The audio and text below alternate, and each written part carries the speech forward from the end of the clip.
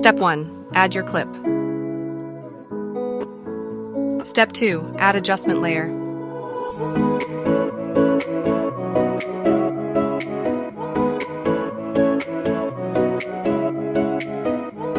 Step 3. Add sharpen to your clip and copy my settings.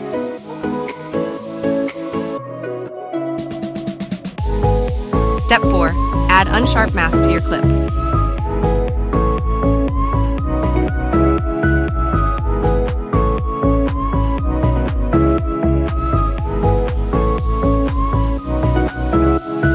Step 5. Add brightness and contrast.